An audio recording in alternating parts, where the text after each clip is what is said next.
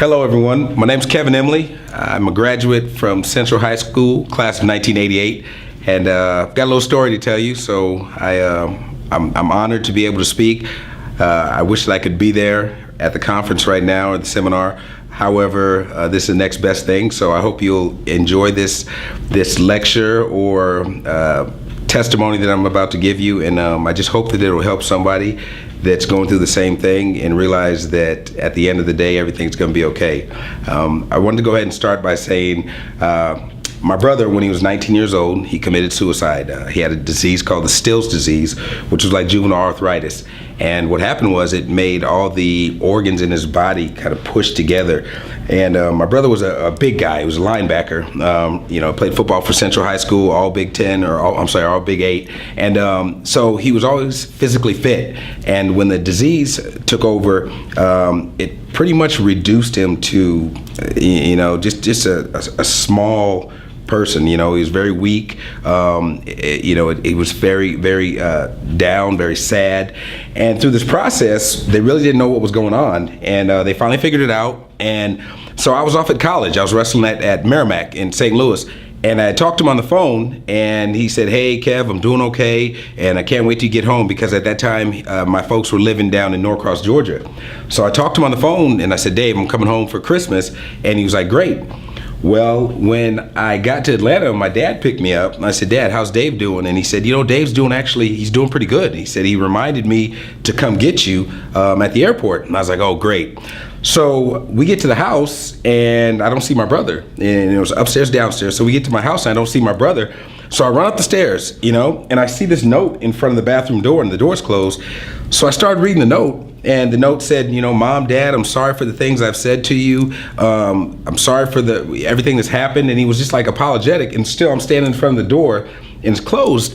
And then I read a little bit further, and it said, "I'm sick of being sick, and I can't take this pain." So I'm 18 years old, freshman in college, and immediately I'm thinking something's not right, and I'm standing in front of the door. So I opened the door, and I found my brother. He had grabbed my dad's gun and committed suicide in the bathtub. And so I was in shock, and I was laying there. Well, he was laying there, and I kneeled down and I held him. And I honestly believe at that time I had an out-of-body experience, because I saw myself looking down at myself and holding him, and it all happened so fast. And so I screamed for my dad, and my dad ran upstairs, and I went downstairs, and it was just not a good situation, and it was right at Christmas time. So through the process of just trying to get everything done and try to move forward, I guess maybe I suppressed those feelings. I never went to go see a counselor. I didn't really talk to too many people about it, and when I did talk about it, I would cry. So I left Merrimack in St. Louis, and I transferred to UT Chattanooga, and I started wrestling again. And what I did was, I decided to dedicate everything to my brother. Every match was for my brother.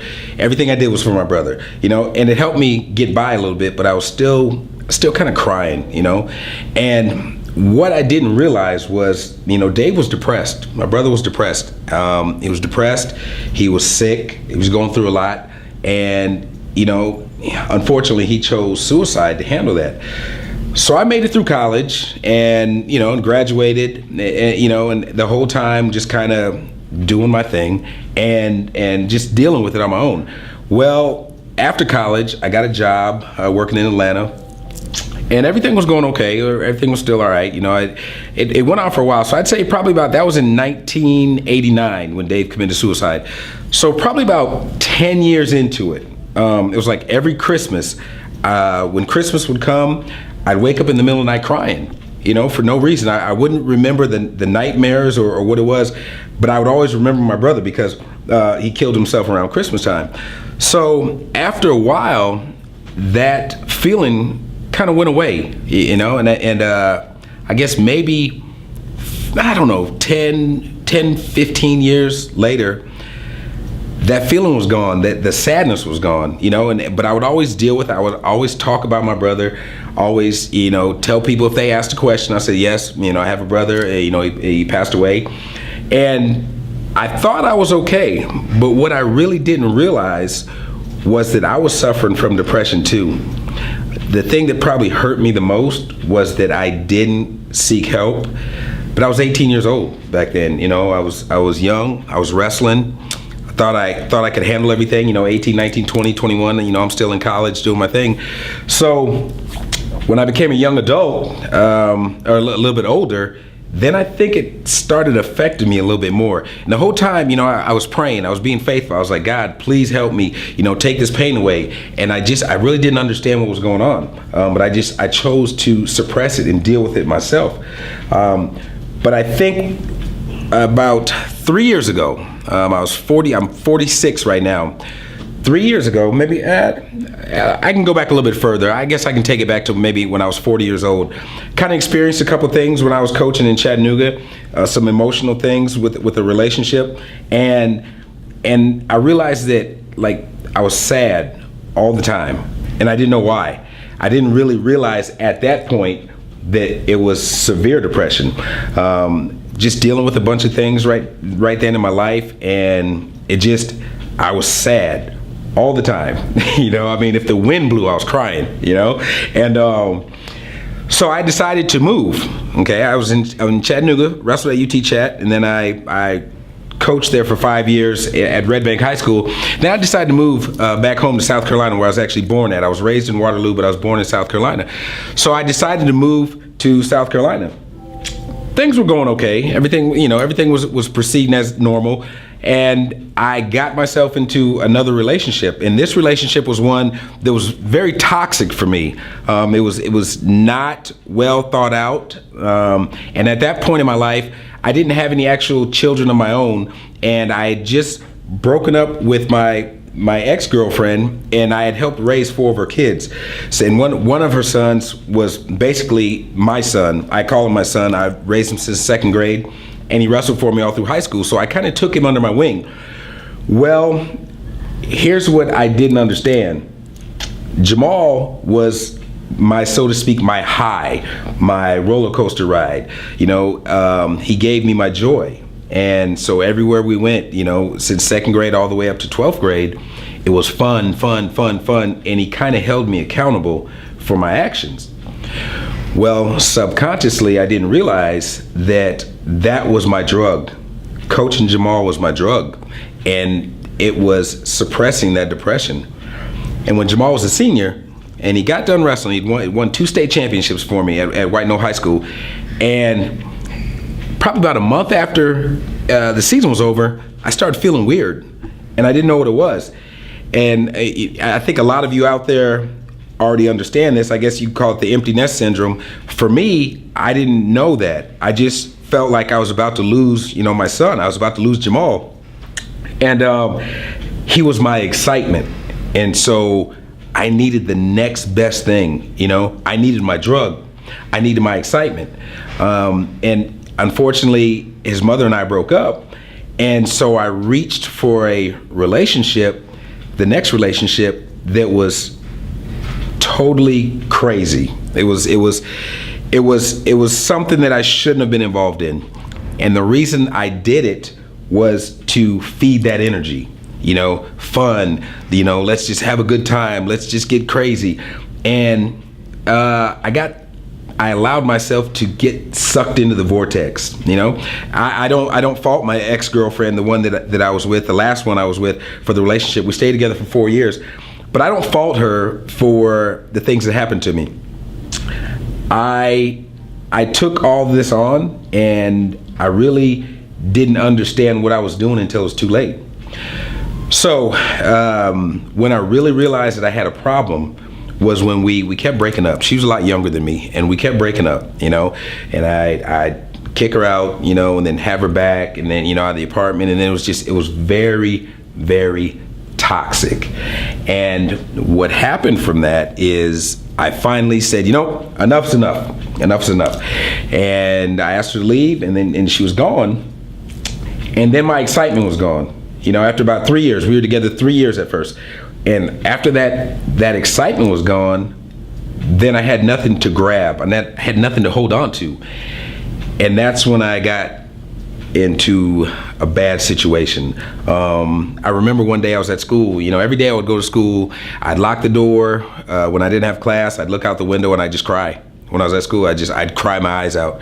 I would drive home, I'd have panic attacks. I really didn't know what was going on. I really thought that I was going crazy. And so I remember coming to school one day, and a couple of my coworkers knew my situation. And I went to one of my coworkers one day, and she said, "Kevin, what's wrong?" And I said, I don't know. And she goes, "Well, talk to me." And I said, I can't separate, reality from fiction. I said, I'm doing some crazy things, making bad decisions. No drugs. Never did any drugs or any of that. It was just that I was always trying to get her back, when the best thing for me was to let it go. And it got to the point where I became obsessed, and it got so bad that I wasn't thinking clearly. So one day, I was in my friend's classroom, and she said, "Kevin, what do you want to do?" And I couldn't stop crying. I could not stop crying. So she said, "Kevin, do you want to go to the hospital?" And I looked at her and I said, "Yes." So she took me to a hospital, mental hospital, and they gave me an evaluation. And at the evaluation, I was boohooing and crying.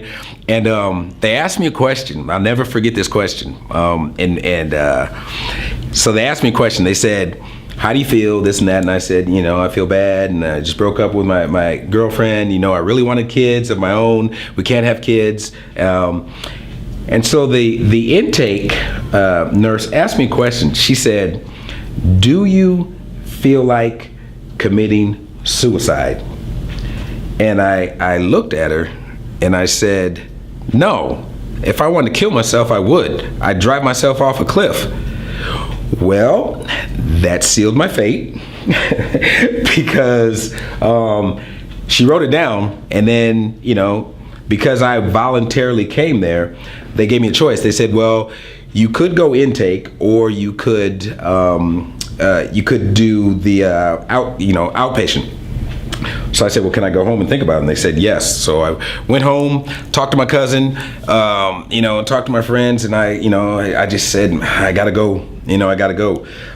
Now, with that being said, let me back up for just a second, okay? I had already asked her to leave. I was already, kind of trying to get her back in. And then when I'd have her there, we'd get into arguments and everything.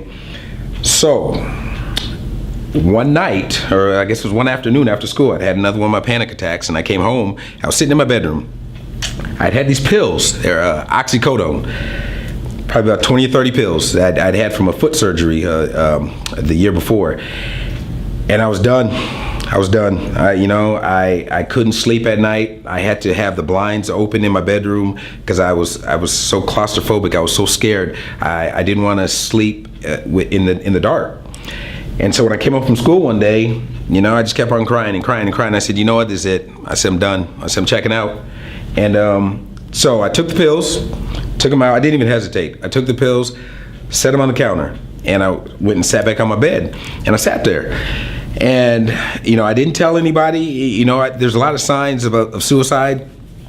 I know a lot of the signs. I've seen a lot of the signs. I didn't see those signs with my brother. And I know I'm the same way. When we make a decision to do something, if we really want to do it, we're going to do it. And that's what my brother did. So I'd made the decision. I was very faithful. I was still going to church, and I was begging and praying to God to help me. So I set the pills on the counter, and I sat on my bed, and I just sat there. I was curled up, and I just sat there. It was like I could feel the angel on one side and the devil on the other, and it was pulling me. I was being pulled to do it. And I prayed, and I was crying, I was praying. I was like, "God, please don't let me do this. Please, please, please." I probably sat there maybe half an hour, 45 minutes, just staring at those pills. And it was a battle. It was a battle waging, and the devil was trying to win. And I know it. I feel it. I feel it. And at a certain point, I just begged God for the strength. And after and being a wrestler, after we wrestled, we wrestled, and God showed me the light, and I got up. I took the pills, opened the bottle, poured them in the toilet, and flushed it. That's what led me, along with a couple other things, to now fast forward to checking myself into the mental hospital. Okay, so bottom line is, checked myself into the mental hospital, ended up staying there for 7 days. 7 days I stayed in there. You know, I was crying. I was up. I was down. You know, I don't know how many of you have ever been in a mental hospital before, but when you go in there, you have to take all the strings out of anything you have. You have to take your belt off. You can't have any deodorant, spray deodorant. You can't have anything in there that will be harmful to yourself. Okay, so you know, for me, I was like, whoa, you know, okay, I volunteered to do this. Well, I got into the first session on the first day, and what happened was, I was a teacher. I was still teaching. Well, there was a student in the class that was admitted into the mental hospital. So in our little group, there was a student, and as soon as I walked in, I noticed, I recognized the student. You know, this is in Columbia, South Carolina, so this is a big city. And I immediately looked at the student, and he looked at me, and he kind of gave me oh, what's up? And I said, oh, no. So I left. After that session was over, I left. I went into the hallway, and he said, hey, Coach Emily, how you doing? And, you know, I've just checked myself into a mental hospital because I contemplated, you know, within a couple steps away from committing suicide. I didn't really want to see one of my former students. So I said, hey, how you doing? And he said, I'm good. He said, what you in here for? And I said, oh, just a couple things. So I immediately went to the nurse, and I said, hey, listen, I'm out of here. I can't do this. I've got a student in there. And I said, I cannot be in here. So unbeknownst to me, they looked at my file and my intake. Now, remember when I told you when I was sitting there at intake and I said, yeah, if I wanted to kill myself, I know how. Well, when I talked to the head nurse, she said, Mr. Emily, we need to take you in this back room. And I said, okay, but I'm leaving. And they said, no, you're not. And I said, why? They said, well, at intake, you said you wanted to kill yourself. And I said, what are you talking about? And I said, I never said that. So they pulled out the notes. However it transpired, it got written down that I want to kill myself. And so because of that admission, I had to stay there for 7 days. 7 days. My parents did come see me finally. I was finally able to use the phone after about 3 days. So my parents came to see me. It was the most intense, humbling experience of my lifetime, to be in there. And it was funny, you know, I like to try to stay in shape. You know, I'm a wrestling coach and I like to work out. Everyone all the patients in there, they really weren't talking to me at first. And, you know, a lot of the patients in there were in there for narcotics, you know, addiction. And they told me, you know, it was after about 3 days, I wouldn't say anything to anybody. And we were outside, and I remember we were sitting outside, and they asked me, they said, or they're asking a question, they're talking about suicide. And I had my brother on my mind, you know, and so there was probably about 20 of us out there. And I said, excuse me, I said, can I say something? And it was kind of like the commercial E.F. Hutton, you know, everybody looked at me, you know. And then I finally opened up and I started talking. And through that process, I stayed there 7 days. I made it out, went back into the same craziness, searching for that relationship. I still needed my high. Now I was an outpatient. I was an outpatient for 2 weeks, but I was still chasing after that relationship because that was my drug. You know, a lot of people, they go into rehab for drinking, drugs, you know, anything, any kind of addiction. And when they get out, you kind of hope that you're better. Well, I didn't want to get better, you know, so I still chased after my drug. And that drug that relationship lasted for another 2.5 years. Throughout that process, I'm going up, down, you know, broken heart and just trying to feed that monster that's inside me, you know, and I didn't know what to do. So I was on medication. So like I said, I was 42, I'm 46 now, so I was on medication at 42. I was on antidepressant medicine and also to help me sleep. And So this was going on for a long time, and I moved back home to Iowa 2 years ago, and I started coaching at West High School, and I was still on the medication, and I was still going up and down. But each year, each day, each situation, I was getting stronger. I was praying. I was like, God, I know I can do this. I was listening to motivational talks, and I was listening to Les Brown. I was listening to E.T., the hip hop preacher. I was listening to Dr. Norman Vincent Peale, and I was also reading a book called Codependent No More. And I highly recommend that if anybody out there needs to or wants to really tackle that aspect of the relationship. And it's Codependent No More. It's not strictly about a relationship with a marriage. It's just being codependent on someone, period. It's the best book I've ever read. And the interesting thing about that is I started reading it after I got out of the hospital when I was in intake. I didn't finish it until 2 years ago because the information in there is so good.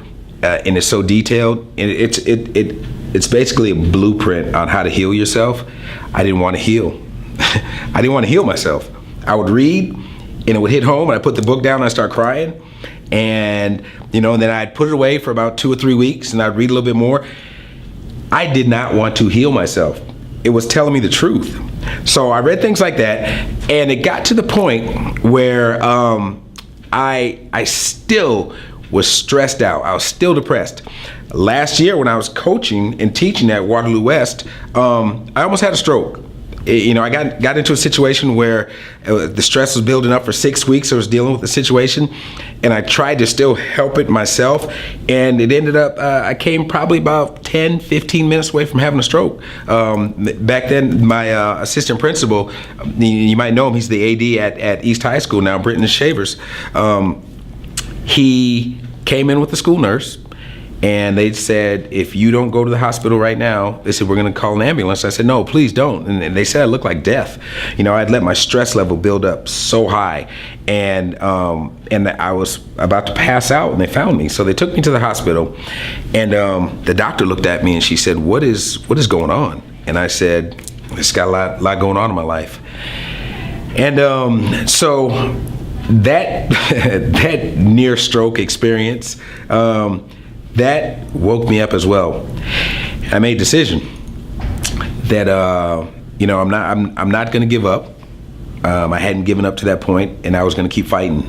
I had to fight a little bit harder. So I just prayed to God. I said, God, wherever you want me to be, whatever you want me to do, show me. So that's that prayer and that having that faith. I sat there one day. I decided I wasn't going to teach and coach at West High anymore. And I said, God, wherever you want me to go, I said, just let me know. So I was sitting, it was February 14th. I'll never forget, February 14th, I was sitting on my couch in the living room watching TV. I got a phone call from the superintendent here in Aiken County. He said, Kevin, this is Sean. And I said, hey, Sean, how you doing? He said, hey, I heard you want to come home. Home meaning South Carolina, where I was born at, where my family is. And I said, yes, sir. I said, what you got? So he told me, he said, hey, we got this brand new situation. He said, hey, I'm just starting wrestling in Aiken County.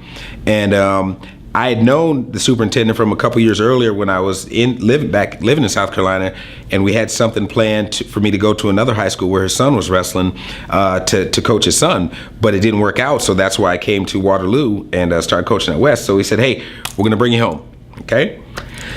So 2 years back in my hometown, I left Waterloo in 1988.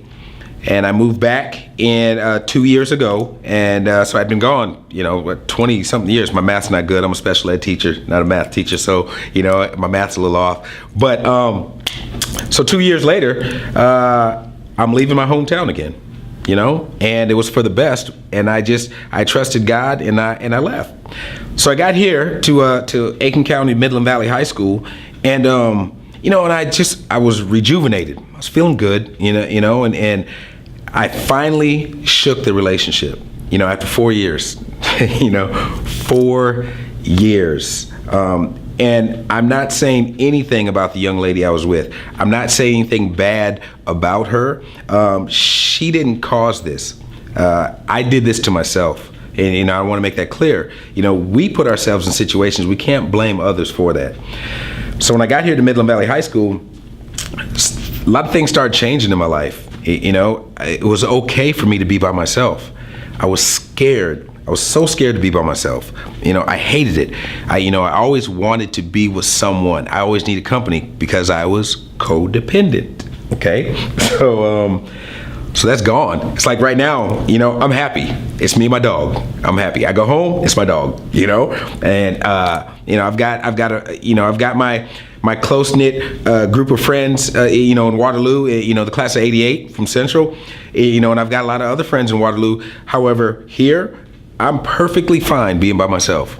And it took me 4 years to get to that point. Actually, it took a lot longer than that. However, at this point in my life, I'm good. So, there's one thing that was bothering me though. There's one thing that was bothering me, and it was the medication.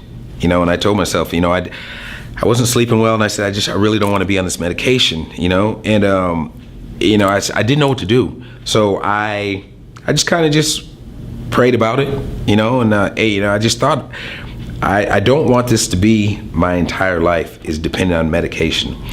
So one day I was on Facebook and I saw Angela's Facebook page, and she was on stage and she had a microphone, in her ear right here. I've never met Angela. I've talked to her on the phone. The plan was to meet her at this conference, the seminar tonight, but I've never met her. But the way she presented herself on her Facebook page, I knew she was someone I wanted to know.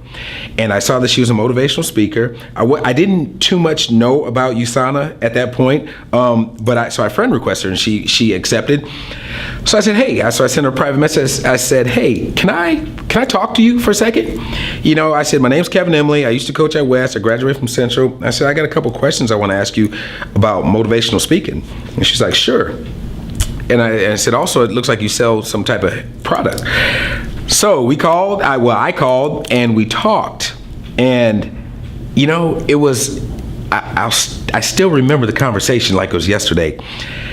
And she told me about USANA and the products. But what she did was, she said, Kevin, there's a reason God led you to me. There's a reason that God put us together. And she said, do you mind me? And I briefly told her about my brother. And she said, do you mind telling me a little bit more about your brother? So I told her, all of this.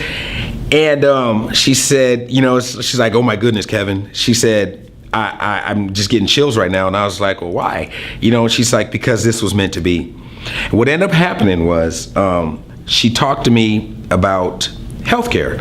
And she said, Kevin, what do you want? And I said, I really want to stop taking these pills. I said, I used to not have to take these pills. I said, I don't want to keep taking these pills.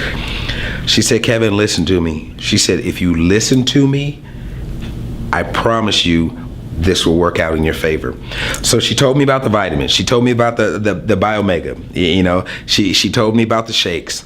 And, for me, I'm like, I'm a healthy guy. I got it. So I was listening. And then, but she told me about her background. It wasn't like she was trying to convince me to buy something. Well, the product, what she was convincing me to do was buy into a better lifestyle, a healthy lifestyle. And after one conversation, she sold me. I like to stay healthy. I like to eat, and stay fit, but I've lost 7 pounds.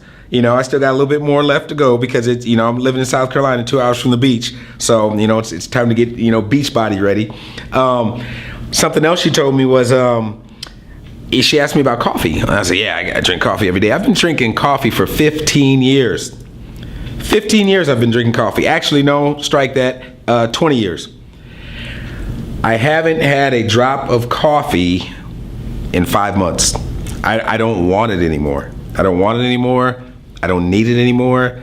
I wake up fine. And Angela told me something. She said, Kevin, you're going to start feeling good before you know it. And she said, the next thing you know, you're not even going to realize it. And I promise you, she's right. When somebody asked me yesterday about coffee, you need to get your coffee, you're moving kind of slow. No, I was in the zone because I was thinking about what I had to do, that day for class for my kids. And I said, coffee? I was like, ugh. I was like, no, I don't want any coffee. So I guess I want to close. There's so much more that I can say and I want to say. But for right now, I'd just like to say that, suicide, depression, it's serious. It can really affect you and your family. But there's always hope. My brother, he made the wrong decision. I love him. I care about him. I still think about him. And I was faced with that same situation. I prayed and I fought, and it wasn't easy. I don't know how long I've suffered from depression. I have no idea. What I do know now is that dark place that I was in, I'll never go back there. At the end result, I feel so good about myself that I did something I've never ever done in my life before. And Angela knows this, and she might say something, later, but I wrote a book. I wrote a book. And it's not even a book about my experience. I wrote about my passion, which was wrestling. And Angela, I hope she'll tell you a little bit more about the book, because I don't want to take up too much of your time, but I finished a book on wrestling, and it's one of the most unique wrestling books ever. I was only able to do that because I had a clear mind. I felt good about myself. I wouldn't have been able to do this if I was depressed, if I was still contemplating suicide, if I was worrying. And that's my testimony, is that I feel awesome. I wrote this book to share the love with everybody, the people that are in the book. It's about the success of the African American wrestler and the journey that they've been on with wrestling, and the awesome things they've done. And it's just a feel-good book. And it's the biggest accomplishment of my life. And I never would have been able to do this if I was still depressed, still feeling sorry for myself, still in a dead-end relationship. It's hard. It's very hard. It's very hard to do. But if you decide you want to live a better life, you want to live a better lifestyle, you just have to have faith, believe, tell yourself that you deserve better. I'll never go back there. I don't have to, I'll continue to take the vitamins, I'll continue to take the shakes. I'll continue to live a good life. I hope you all have a great rest of the evening, and I hope to see you soon. Take care and God bless.